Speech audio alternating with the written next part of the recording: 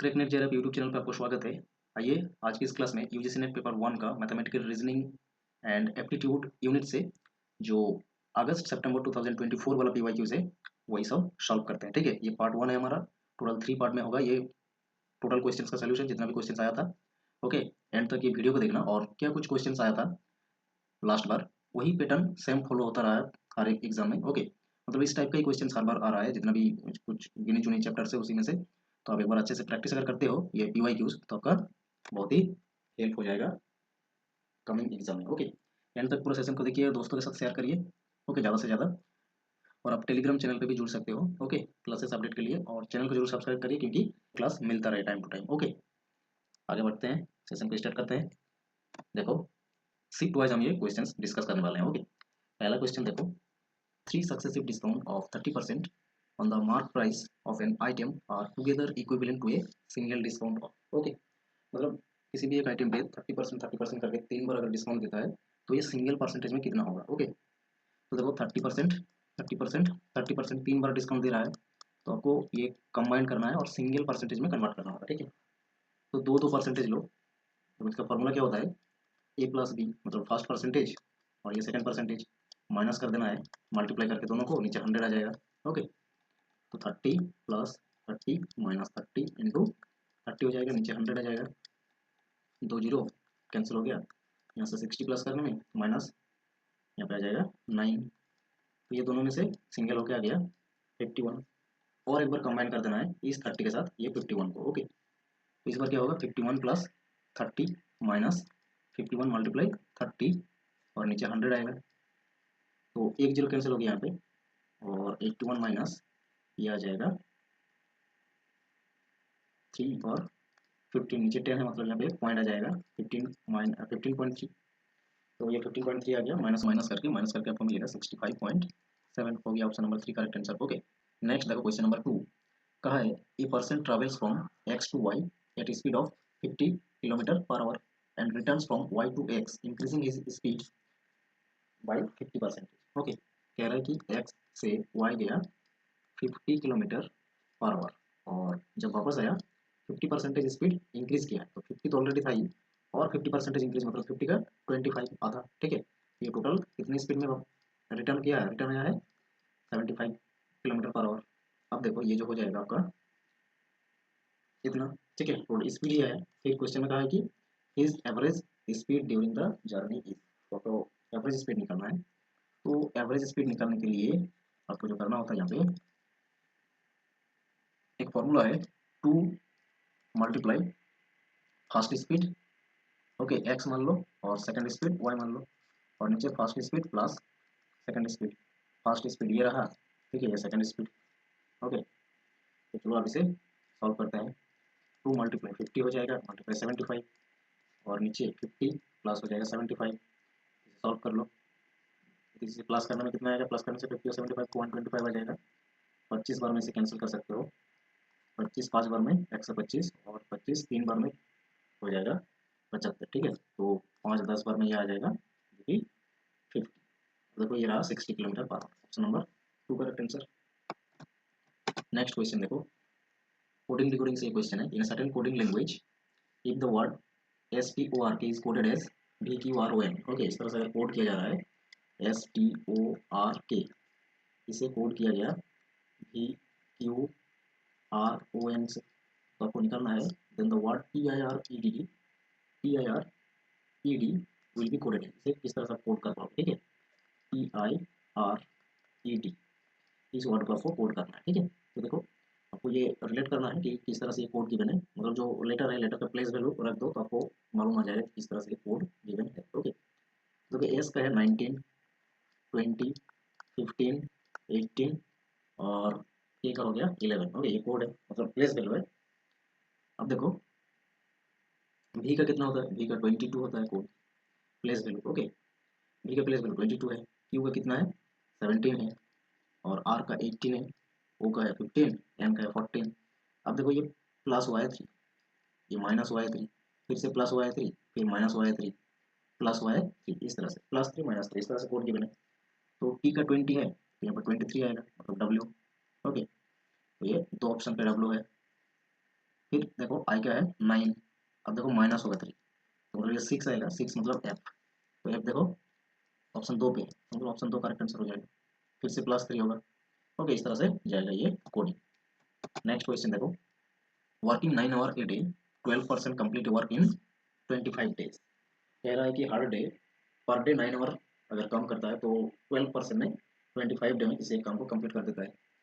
Working 6 hour a day 15% can do the same working, तो इस same work को 6 our काम करके 15% में कितने दिन में खत्म करेगा। ठीक है, तो देखो यहाँ पे टोटल जो वर्क है इसे निकाल लो। ठीक है, टोटल वर्क कितना आएगा, 9 घंटे काम कर रहा है 12% और 25 डेज, तो टोटल वर्क से मल्टीप्लाई कर दो तो 2700 हो जाएगा।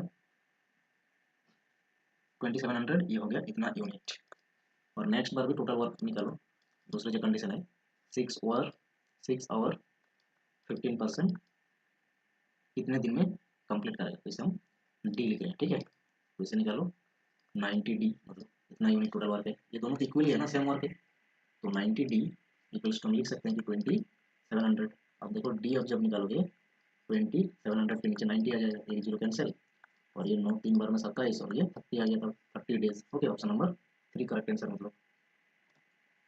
नेक्स्ट देखो क्वेश्चन नंबर 5, ये कंटिन्यूअस लेटर सीरीज से है, और इस टाइप का क्वेश्चन आपको पहले तो लेटर पूरा काउंट कर लेना है कि कितना लेटर है, इंक्लूडिंग हर एक डेज को भी। ओके, फिर आपको पेयर बनाना होगा कि कितना पेयर होगा, सुटेबल पेयर, मतलब 15 लेटर है टोटल, तो आपको 3 या तो 5 सुटेबल लेटर का पेयर बना लेना है। फिर जाके देखना कुछ पैटर्न ये सब ऑप्शन में जो गिवन है ये रख के, ओके, तो आपको मिल जाएगा। यहाँ पे देखो कुछ मिस्टेक है, यहाँ पे 5 डेज गिवन है और ये 6 लेटर्स है, मतलब ये टाइपिंग कुछ एरर हो सकता है। ठीक है, चलो आगे बढ़ते हैं, इसे आप खुद कर लोगे। नेक्स्ट देखो, 3 successive discount 10%, 20%, 30% on the mark price of an item are equivalent to the single discount। तो फिर से आपको ये कंबाइन करना होगा, मतलब सिंगल परसेंटेज में कन्वर्ट करना होगा। 10% और 20% को पहले करो। ओके, तो दोनों को प्लस करना होगा पहले, फिर माइनस करके दोनों को मल्टीप्लाई करना है, और नीचे 100 रख देना होगा, क्योंकि परसेंटेज है ना, तो 100 रखना पड़ेगा। प्लस करते हो तो ये 30 आएगा, और यहाँ से अगर दोनों जीरो को कैंसिल कर देते हो तो ओनली 2 आएगा, तो सिंगल होकर आ गया 28%। अब देखो ये 21, ये 28 के साथ ये 30 को सिंगल परसेंटेज में कन्वर्ट करो, तो आपका आंसर आ जाएगा। ठीक है, 28 + 30 - 28 × 30 नीचे 100। देखो यहाँ से एक जीरो कैंसिल हुआ, और ये 28 और 3 को मल्टीप्लाई करो, 8 हो गया 24, 8 3 बार में 24, और 3 2 में 6, और ये आ गया 8, मतलब 8.4। प्लस करने से 58 माइनस 8.4, इसे एक बार माइनस कर दो। ठीक है, माइनस करो तो देखो ये आपको मिलेगा 49.6%। ओके, ऑप्शन नंबर जो कि 4 हो गया करेक्ट आंसर। नेक्स्ट देखो question number 7, by selling 35 eggs for 30 rupees a man loses 25%, how many eggs should he sell for 144 rupees to gain 20%? देखो मान लेते हैं कि सीपी जो है ये 100% है, ठीक है, कितना है 100%, ठीक है, तो जब लॉस हो रहा है 25% का, तो मतलब सेल कितने में किया है, सेल 75% में किया है ना, तो यही जो है 75% जो है इसी का इक्विवेलेंट कितना है, सेलिंग किया है 30 रुपीज़ में। ठीक है, 30 रुपीज़ में 35 एग्स को सेल किया, मतलब ये 30 आ गया, मतलब इनका एक्चुअल जो कॉस्ट प्राइस है ये कितना, इसे आपको निकालना। ठीक है, कॉस्ट प्राइस, तो 1% का वैल्यू निकालो, कितना होगा 30/75, और 100% जो कि है कॉस्ट प्राइस, इसे निकाल लो। 1% के साथ 100 मल्टीप्लाई कर दोगे तो 100% का वैल्यू आ जाएगा, है ना। 25 3 बार में हो गया 75, और 4 बार में 100, यहाँ पे 10 बार में 30, मतलब ये 40 रुपीज़ था एक्चुअल कॉस्ट प्राइस। ओके, और 30 में बेचा है तब तो जाके 25% लॉस हुआ है। अब देखो इसी तरह से अगर 120% होगा, मतलब प्रॉफिट करना है, अब प्रॉफिट कमाना है कितना, या तो गेन करना है कितना 20% का, तो मतलब ये कितना हो जाएगा सेलिंग प्राइस 120, इसी 120 का जो वैल्यू है 144। ओके, ये है ना ये, तो 1% का कितना 144 नीचे आ जाएगा 120, और 100% का कितना, ये आ जाएगा यहाँ पे मल्टीप्लाई हो जाएगा 100, तो एक जीरो कैंसिल, और 12 12 बार में कितना 144, ये आ गया 120। ओके, ये जो 40 रुपीज़ में 35 एग एक्चुअली में खरीदा था, ठीक है, खरीदा था, तो 1 रुपये में कितना खरीदा होगा, 35/40 खरीदा था, तो ये एक्चुअल कॉस्ट प्राइस होगा अगर 20% लाभ मिलता है तो इतने में कितना खरीदा होगा, ठीक है, इसे निकाल लो, तो उतना ही ना बेचेगा 144 में, तो एक में इतना तो 120 में कितना, निकाल लो, मल्टीप्लाई कर दो, एक जीरो देखो कैंसिल हो गया, 4 3 बार में हो गया 12, तो 35 और 3 को मल्टीप्लाई कर लो 105 आ जाएगा। ओके, ऑप्शन नंबर 3 का आंसर हो गया। ठीक है, अब देखो नेक्स्ट क्वेश्चन नंबर 8, फिर से कोडिंग डिकोडिंग वाला है। इस वर्ड का ये है कोड, तो इस वर्ड का क्या कोड होगा। ओके, SLIGHT, इनका कोड आपको गिवन है UJKEJR, तो आपको निकालना है GROUND।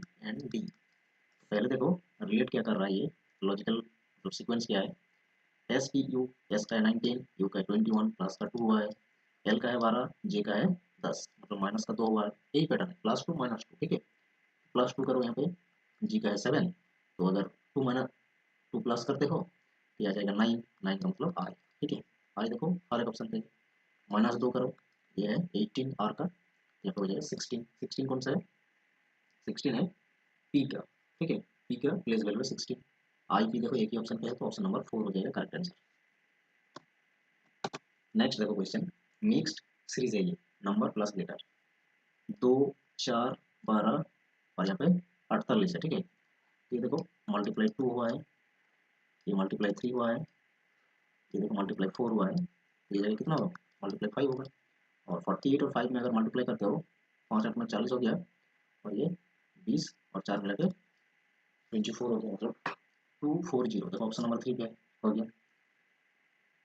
ए का प्लेस वैल्यू है 1, डी का है 4, जी का है 7, जे का है 10, देखो 3 बार करके इंक्रीज हो रहा है, यहाँ पे कितना होगा 13, 13 मतलब एम आ जाएगा, ये आ गया। ठीक है, इस तरह से निकल रहा है, ऑप्शन नंबर 3 करेक्ट हो गया।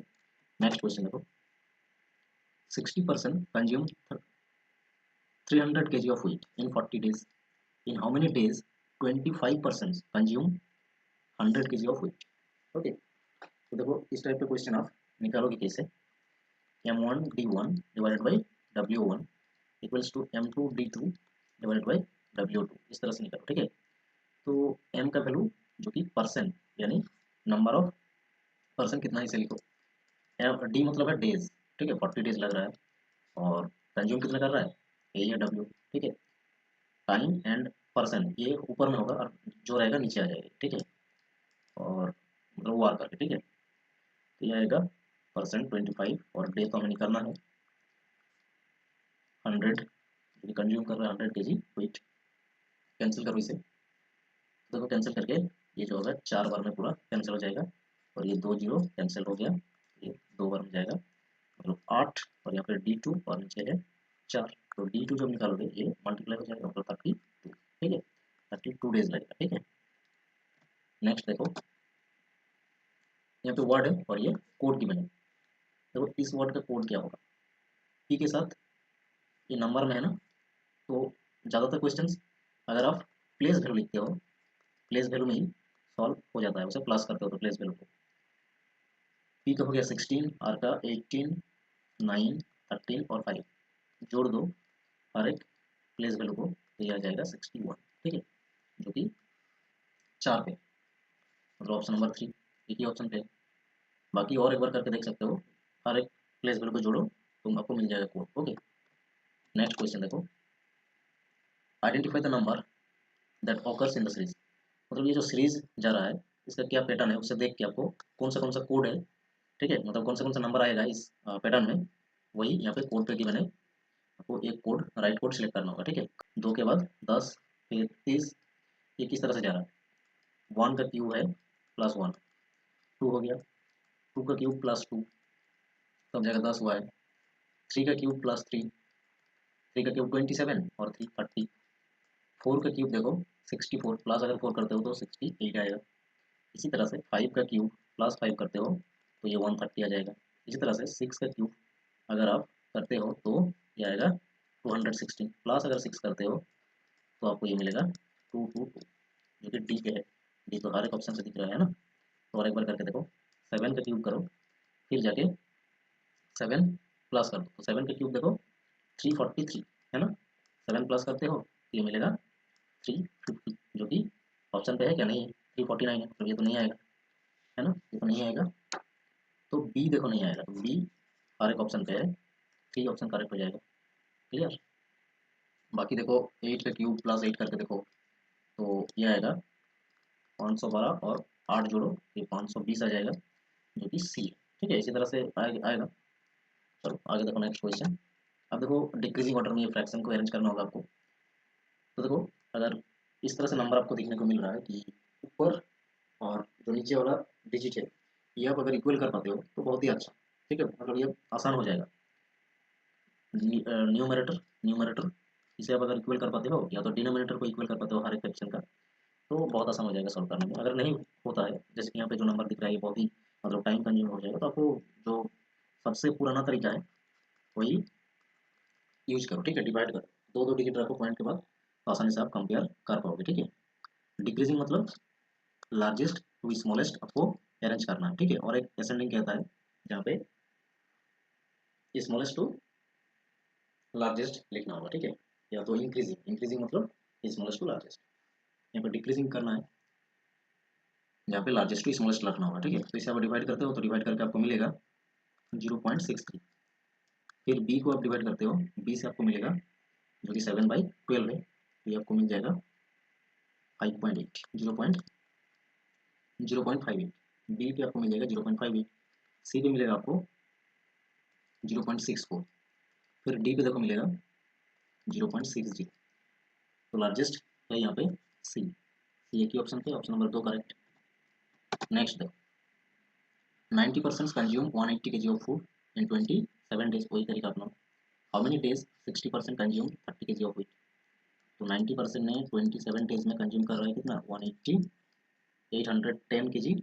ओके, और ये आ जाएगा 60% को कितना टाइम लगेगा, जो कि डी हमें निकलना है, कितना डेज लगेगा 300 kg कंज्यूम करने में। ठीक है, तो देखो यहाँ पे जो कि हम एक जीरो कैंसिल कर दिए, यहाँ पे भी एक जीरो कैंसिल हो गया, और ये जो है 5 बार में कैंसिल हुआ, 27 3 बार में 81, और ये 3 बार में, मतलब p इक्वल्स टू आ जाएगा 15। ओके, मल्टीप्लाई हो गया, 15 डेज में आ जाएगा। ठीक है, आंसर हो गया। नेक्स्ट देखो क्वेश्चन नंबर 15 में कह रहा है कि A takes twice as much time as B, B से ट्वाइस टाइम ले रहा है, मतलब 2 गुना टाइम ज़्यादा ले रहा है to complete a work, and she does it in the same time as both A and B together do it. और सी कितना टाइम ले रहा है, ए और बी को मिल के जितना टाइम लग रहा है ना, उतना टाइम सी ले रहा है। अब कह रहा है if 3 of them work together and complete the work in 5 days, अगर तीनों एक साथ काम करते हैं तो 5 days में पूरा काम कंप्लीट हो रहा है, तो बी का कितना टाइम लग रहा है आपको निकालना होगा। ठीक है, अकेले देखो किस तरह से आप सॉल्व कर पाओगे इसे। मान लो बी का टाइम जो है ये एक्स डेज लगेगा, तो ए का कितना लगेगा, 2x डेज लगेगा, क्योंकि ये जो है ज़्यादा ले रहा है, 2 गुना ज़्यादा टाइम ले रहा है ना, तो ये टाइम है, तो टाइम पता है हमें, और टोटल वर्क जो है मान लेते हैं ये है टाइम। ठीक है, टोटल वर्क को मान लेते हैं कि 1 यूनिट है, तो यहाँ पे एफिशिएंसी कितना आएगा निकालो। ठीक है, तब ना जाके दोनों ए और बी मिल के कितना टाइम ले रहा है निकाल पाओगे। ठीक है, देखो किस तरह से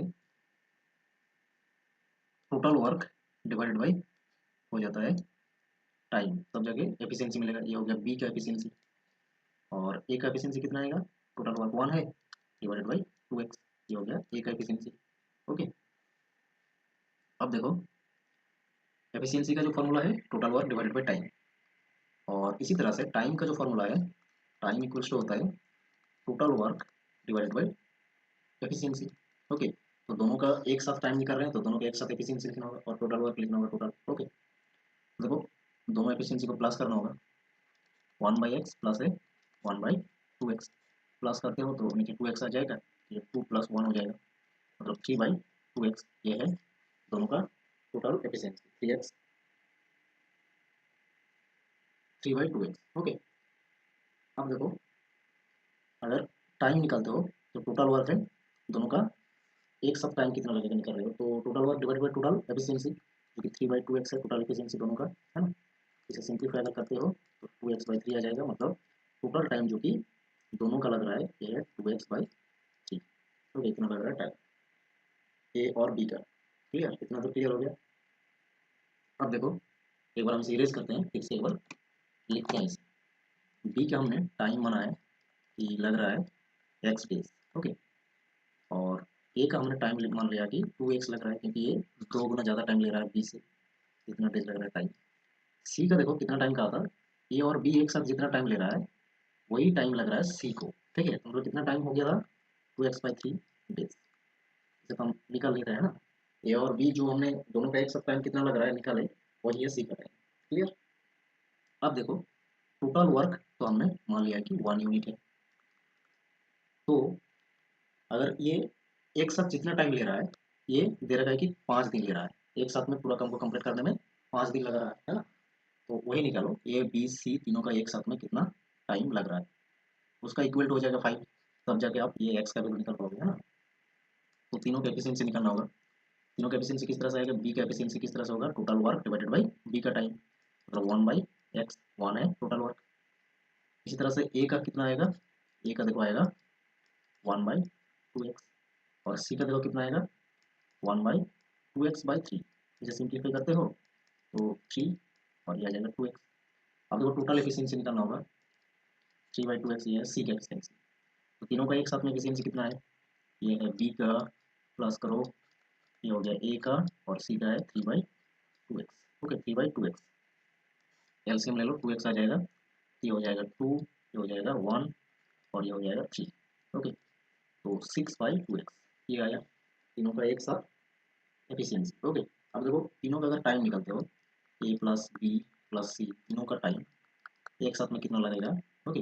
तो टोटल वर्क जो कि 1 है, और तीनों का टोटल एफिशिएंसी जो कि हमने निकाल लिया कि 6/2x है।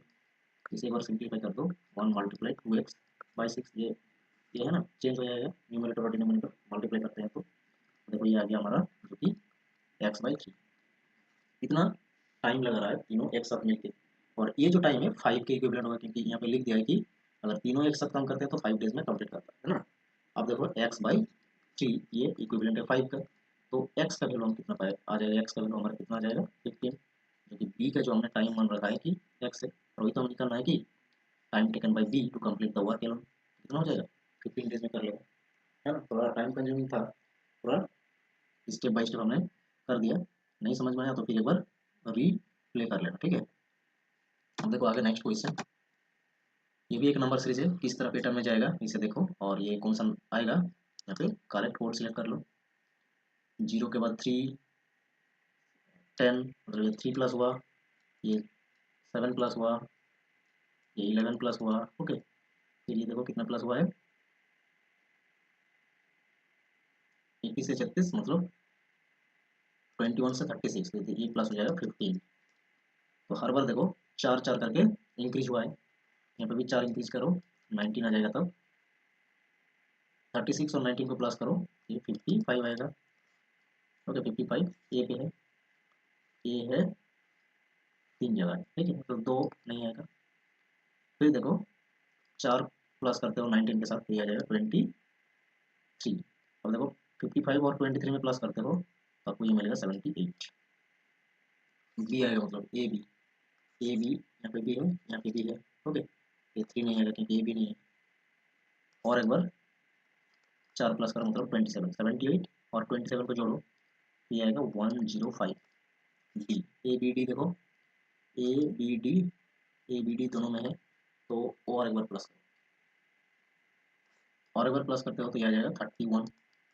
31 और 105 को प्लस करते हो तो आपको ये मिलेगा 136, जो कि ई हो जाएगा, ठीक है। A B D, option number 4 का आंसर। चलो नेक्स्ट देखो, इसे भी अरेंज करना होगा इंक्रीजिंग ऑर्डर में, ठीक है। इंक्रीजिंग मतलब स्मॉलेस्ट टू लार्जेस्ट जाना होगा इस बार, ठीक है।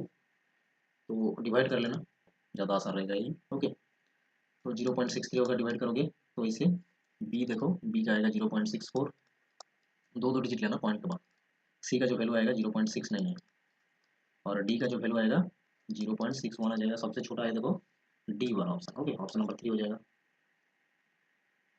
नेक्स्ट देखो क्वेश्चन नंबर 18, लिस्ट 1 में वर्ड्स गिवन है और लिस्ट 2 में कोड गिवन है। कोडिंग डिकोडिंग से ये क्वेश्चन है, लेकिन मैच करने वाला क्वेश्चन, ओके। तो देखो ये जो वर्ड है इसका कोड हो जाएगा, रिलेट करो क्यू के बाद जो कि आर है, ओके। क्यू आर हो गया, यू मतलब माइनस करके टी है, देखो यहाँ पे क्रिएट कर पा रहे हैं ना, ए प्लस करके बी, मतलब 1 हुआ है प्लस, 1 हुआ है माइनस, 1 प्लस, इस तरह से जा रहा है, ठीक है। तो ए के साथ 3 मैच होगा, बी के साथ देखो ए के साथ 3 एक ही ऑप्शन पे है, लेकिन कंफर्म करने के लिए और एक करो, +1 करो पी, तो पी एक ही ऑप्शन है 4 में, एफ माइनस हो जाएगा मतलब ई, ठीक है, माइनस हुआ है 1, ओके, फिर प्लस हो जाएगा 1, टी मतलब यू, वही है, 2 के साथ 4, मतलब यही ऑप्शन नंबर 4 करेक्ट आंसर है। नेक्स्ट क्वेश्चन देखो 19, कहा है कि the cost price of two articles is same, दोनों आर्टिकल का कॉस्ट प्राइस सेम है, ओके, कॉस्ट प्राइस क्या है, सेम है, तो हम कॉस्ट प्राइस मान लेते हैं सेम है, तो 100% मान लेते हैं। और कह रहा है कि one of them is sold at A profit of 13%, कितने में सेल किया, 13% प्रॉफिट में, तो 100% कॉस्ट प्राइस है, तो 13% प्रॉफिट मतलब 113% में बेचा है, ओके, जितना भी सेलिंग प्राइस है ये 113% है इसका मतलब, okay. while the other one is sold at a profit of 19%, तो दूसरा आइटम को 119% में बेचा होगा, जितने भी बेचा है ये 190% हो जाएगा। if the difference between the selling price 126 the cost price of each article, okay, अगर दोनों का सेलिंग प्राइस का जो डिफरेंस है ये 126 है, तो कॉस्ट प्राइस कितना होगा, तो देखो सेलिंग प्राइस परसेंटेज में अगर लिखते हैं तो इसका डिफरेंस कितना है, 6% का है ना, तो यही 6% है 126, 1% का वैल्यू निकालो, ये आ जाएगा 126 डिवाइडेड बाई 6, कॉस्ट प्राइस कितना मान लिया हम 100%, तो 100% का वैल्यू निकाल लो, 1% का वैल्यू पता है तो 100% का भी निकल सकते हो, मल्टीप्लाई कर देना है जस्ट, है ना, ये आ जाएगा, जस्ट कैंसिल कर लो, 21 बार में 126 हो जाएगा, तो ये आ गया हमारा 2100 जो कि ऑप्शन नंबर 4 पे है। क्लियर, आपको समझ में आ गया। आइए आगे नेक्स्ट क्वेश्चन देखो, देखो नेक्स्ट क्वेश्चन कह रहा है कि ए ship is approaching towards a शोर, शोर की तरफ आ रहा है मतलब, ओके, एक शिप है जो कि शोर की तरह आ रहा है, fine it is 32 miles from the shore, 32 mile जब डिस्टेंस है शोर से शिप का, ओके, कितना डिस्टेंस 32, तब a plane having speed 15 times that of ship, और एक प्लेन को भेजा जा रहा है to deliver suppliers, deliver supplier के लिए, ओके। अब देखो कह रहा है कि how for the sea shore does the sea plane catches up with the same ship, catches up the ship, तो जो प्लेन जा रहा है ये प्लेन कितने डिस्टेंस पे कैचअप कर लेगा, ओके, तो हम मान लेते हैं कि एक्स डिस्टेंस पे, एक्स माइल डिस्टेंस पे ये कैचअप कर लेगा, ओके। तो यहाँ पे जो कि शिप को डिस्टेंस कवर करना पड़ेगा इतना, है ना, तो टोटल कितना डिस्टेंस था शिप का 32 माइल, मतलब 32 माइनस एक्स आ जाएगा, इतना डिस्टेंस शिप को कवर करना पड़ेगा, और प्लेन को कवर करना पड़ेगा ये पूरा ही एक्स माइल, ठीक है। और स्पीड जो है, स्पीड दोनों का शिप का हम मान लेते हैं कि स्पीड है वाई माइल पर सेकेंड, और तो प्लान का कितना हो जाएगा, प्लान का हो जाएगा 15 टाइम्स ज़्यादा है ना, इसलिए 15 टाइम्स ज़्यादा कर देना होगा, इतना माइल पर सेकेंड स्पीड रहेगा, दोनों की स्पीड पता है ना, तो टाइम इक्वल्स कर देते हैं, ओके। तो शिप का जितना टाइम होगा, डिस्टेंस जितना कवर कर रहा है डिवाइडेड बाई स्पीड, तो टाइम आ जाएगा इक्वल्स टू, ये सेम टाइम में इतना डिस्टेंस कवर करेगा ना, इसलिए टाइम को इक्वल कर देना है, ओके। और ये होगा प्लेन का कितना होगा, एक्स डिस्टेंस कवर कर रहा है प्लेन कितने टाइम में 15 वाई के स्पीड, ओके, ये टाइम में कर रहा है प्लेन डिस्टेंस, एक्स डिस्टेंस को कवर, तो देखो एक्स वाई वाई जो कि कैंसिल हो गया, और ये 15 को मल्टीप्लाई कर दो 32 से, और इधर एक्स रहा, अब देखो 15 मल्टीप्लाई 32, और ये एक्स के साथ ये 15 एक्स प्लस हो जाएगा, तो ये 16 एक्स हुआ, और इधर 15 मल्टीप्लाई 32 है ही, ये 16 दो बार में कैंसिल हो जाएगा, मतलब एक्स का वैल्यू जो हो, एक्स का वैल्यू जो हो गया 30, ओके, 30 माइल में कैचअप हो जाएगा, ठीक है, सी का और प्लान, क्लियर। आई होप ये 20 क्वेश्चन अभी आपको समझ में आया होगा, ओके। और नेक्स्ट पार्ट के लिए आप जरूर चैनल को सब्सक्राइब करके रखिए, और ज़्यादा से ज़्यादा शेयर करिए, अच्छा लगा तो जरूर लाइक करिए, ओके, थैंक यू, आज के लिए इतना ही, मिलते हैं नेक्स्ट क्लास में।